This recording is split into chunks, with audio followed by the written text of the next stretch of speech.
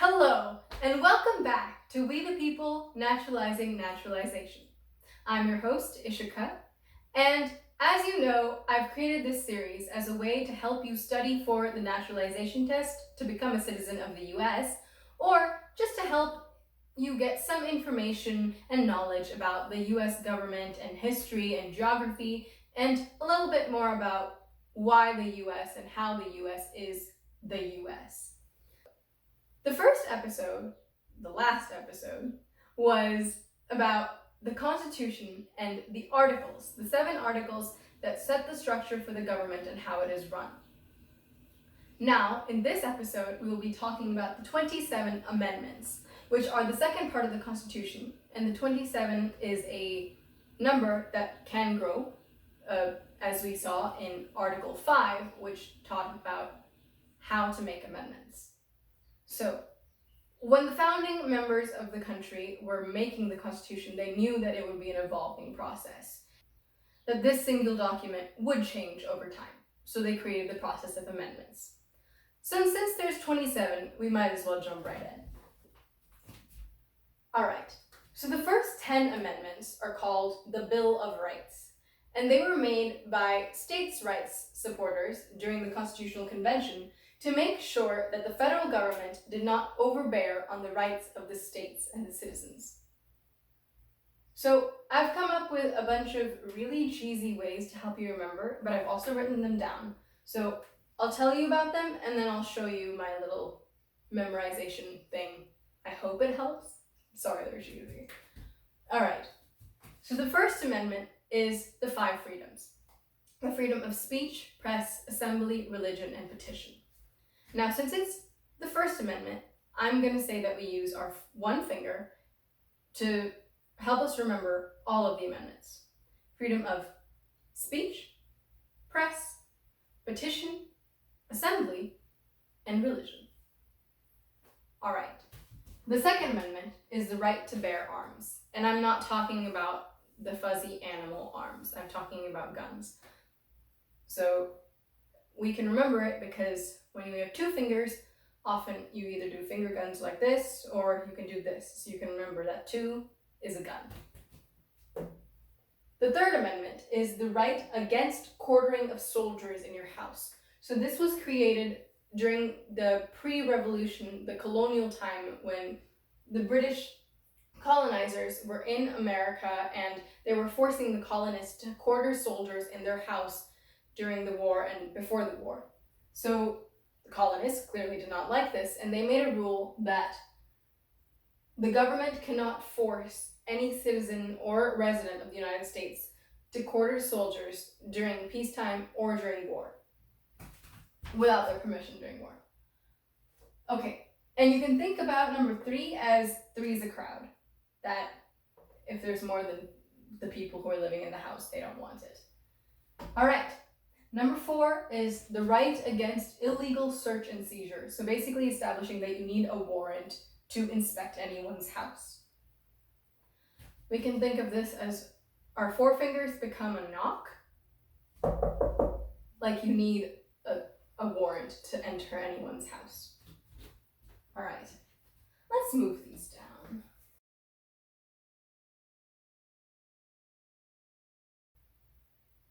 So the first 4 have to do with rights. The next 4, Amendments 5, 6, 7, and 8, they have to do with getting in trouble, which I hope you're not, but it's your life, so I will not judge. They have to do with trials and the rights of the accused and punishments and stuff like that. So let's jump in. The Fifth Amendment, this is one that some people might have heard of. It's the amendment that protects you against self-incrimination and protects you against double jeopardy. So self-incrimination is where they would force you to be like, "Hi, I'm guilty, nice to meet you."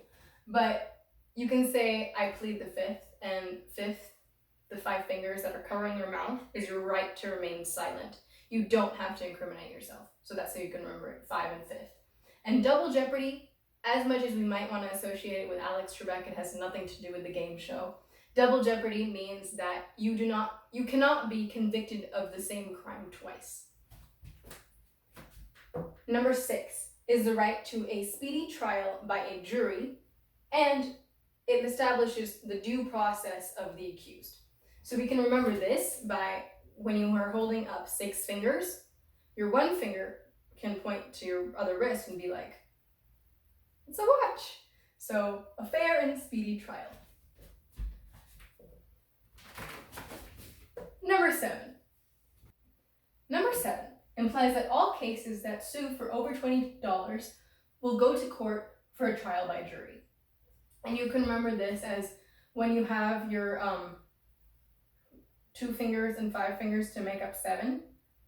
Think of the 2 as a 20, 2 and 20, so $20, and then here's your jury, I guess. So number 8 is your right against capital punishment and excessive bail.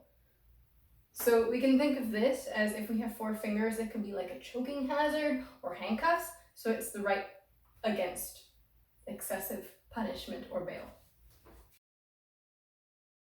9 and 10 have a little bit in common, is that they say that the government is not going to hold all the power to all the rights, and there are more rights than are listed, basically. So number 9 says that citizens have more rights than are listed in the Constitution. So you can think of this as when you have your 10 fingers up, you put 1 down to make 9, and you have this little secret thing, meaning that you have more rights than other people can see.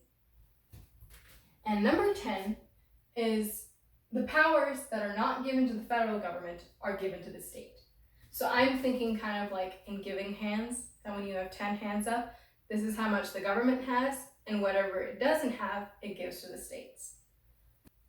All right, so amendments 1 through 10, we've covered the Bill of Rights. Now let's move on to the next amendments. All right, so these ones I'm not going to write down because they're really long, but I still have my little fun, cheesy ways of helping you remember them. So number 11, you have your 1 finger and you have your other finger, making up the 11. 1 against 1 cannot be done. So basically saying that an individual cannot sue a state in court. Number 12, 1 and 2. 1 becomes 2. Meaning that there are now 2 separate ballots to elect the president and the vice president.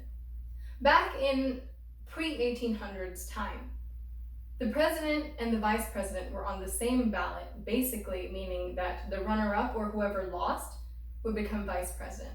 But in 1800, during the Jeffersonian period, they changed that. So that's where that amendment comes from. So the 13th, 14th, and 15th Amendment should all be remembered together because they come during the Reconstruction period between 1865 and 1870, which happened right after the end of the American Civil War in 1865.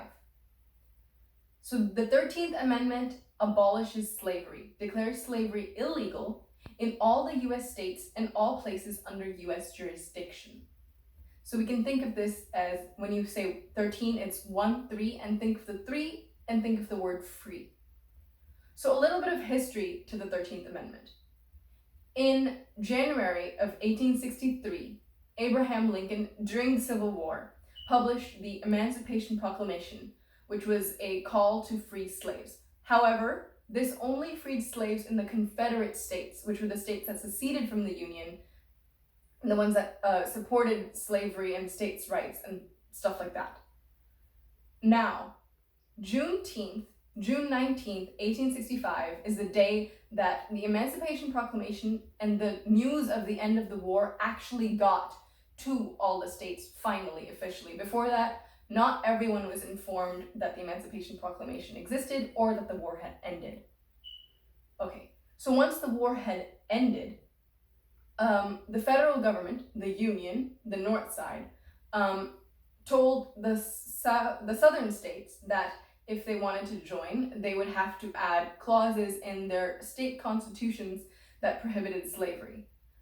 However, they knew that once the states had joined, they could change their constitutions again to include slavery, so they decided to create the 13th Amendment to abolish slavery throughout. And once the southern states came back to join, they required ratification of the 13th Amendment for them to regain federal representation in the whole Union, the whole American government. So that's the 13th Amendment. Okay, the 14th Amendment was published in 1868, and it was the amendment that we should remember with the word rights and citizenship. So the 14th Amendment basically said that all people, regardless of color, gender, previous history of servitude, who are born in the US or naturalized in the US, are US citizens. Before that, that was not the case.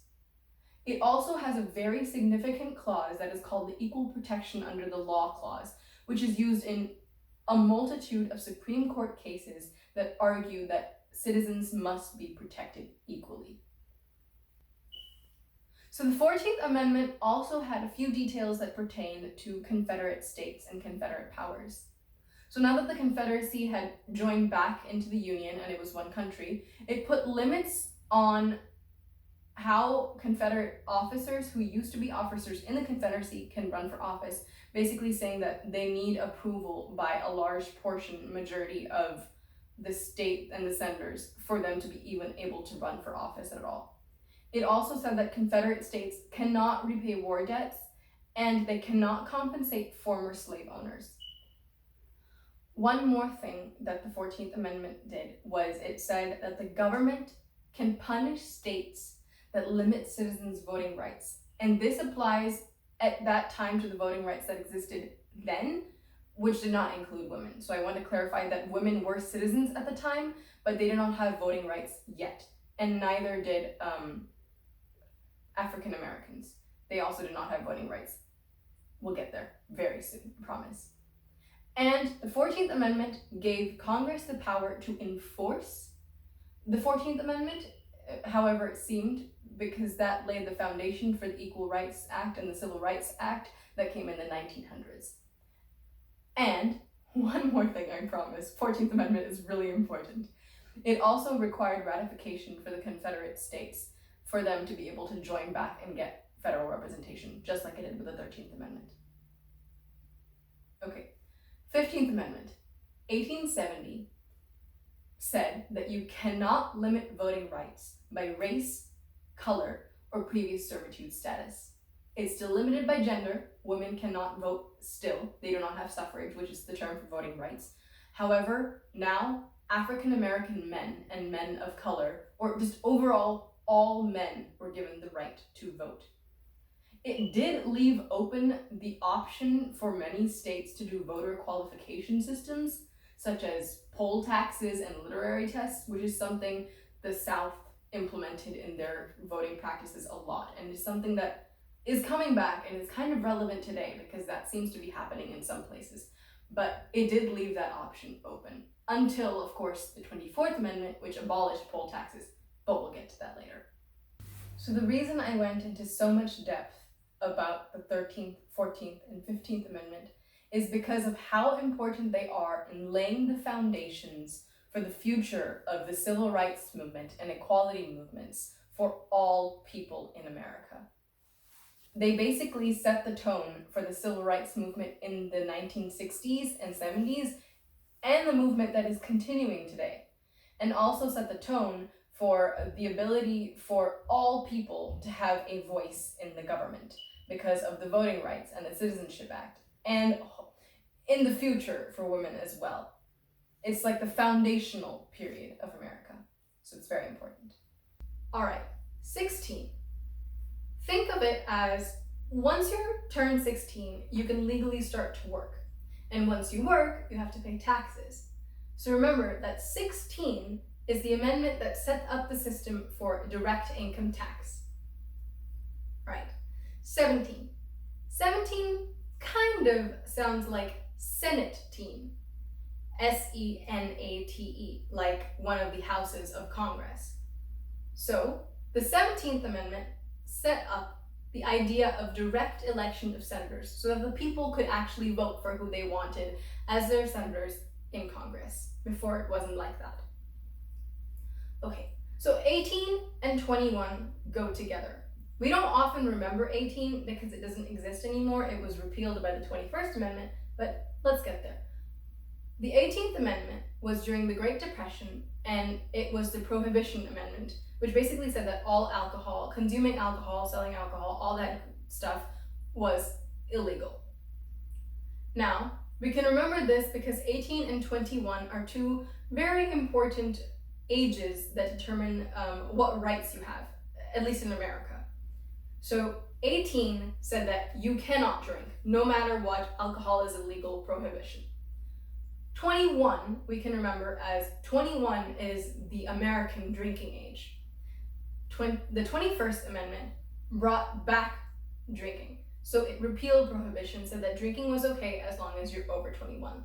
So 21, 21. All right, let's jump back a little bit. The 19th Amendment was when women finally got the right to vote. Also, fun little dictionary item, the right to vote is also called suffrage, and that's why it was called the women's suffrage movement. And a big key player of that movement was Susan B. Anthony, which is a question on the citizenship test. I mean, you should care about women's rights anyway, but that's another reason why you should care. All right, the 20th Amendment you can remember as a date, like the 20th of January in this specific incident, because it moved the start of the presidential and congressional terms to January 20th. They used to be March 4th. All right, and we've already talked about the 21st Amendment, which repealed prohibition, made alcohol legal. Okay, number 22. In number 22, just pay attention to the two. This amendment was created after FDR, during World War II, was elected to 4 terms. And everyone thought that, okay, 4 terms is too much, we're gonna set the limit to 2 terms. So the 22nd Amendment set the limit to 2 terms that any president can be elected. Now, this does not have to be in order, it does not have to be consecutive term, but basically a maximum of 2 terms, that they are elected as president. 23. Kind of sounds like DC, if you stretch it a little bit, kind of. Okay, let's just hope it sounds like DC, because 23 gave voting rights to the citizens of DC. Prior to that, since they were not a state, they didn't have voting rights, but this gave voting rights and 2 to 3 representatives in Congress for the District of Columbia in the US. 24. This, we're going back to voting. 24th Amendment, you can remember as 2-4 poll tax no more. Prior to this amendment, a lot of places had inputted a poll tax that barred anyone from voting who could not pay the poll tax. But by removing the poll tax, it removed this income barrier that came in the way of voting, so that people with lower incomes were not barred from voting. 25. 2-5, staying alive. I feel cheesy doing this. All right. Anyway, you think of the disco song, Staying Alive, because the 25th Amendment sets the terms for presidential succession, basically meaning that if something happens to the president, the power goes to the vice president. If something happens to the vice president, the power goes to the Speaker of the House, the Speaker of the House of Representatives. Remember, one of the 2 branches of Congress, the legislative branch. So that's 25, staying alive. 26. Okay, you have to bear with me because this is some really weird math, and I promise you, I know that 2 + 6 is not 18, but for the purposes of this, we're gonna think that 2 + 6 = 18, because the 26th Amendment lowered the voting age from 21 to 18, so that now anyone, once they turn 18 and they are a citizen of the United States, they can vote. The 27th Amendment is our last amendment. Thank God, my voice is running hoarse now. 27th Amendment, because it's the last amendment, we can think that we have to wait for the next amendment to come. So you can think of it like the waiting period, because the 27th Amendment says that any pay raise or salary change or increase or any salary-related change that happens in one term does not go into effect until the next term. So you have to wait for the next term. All right, so that's all 27 amendments. One key part of the citizenship test is remembering all the amendments that have to do with voting.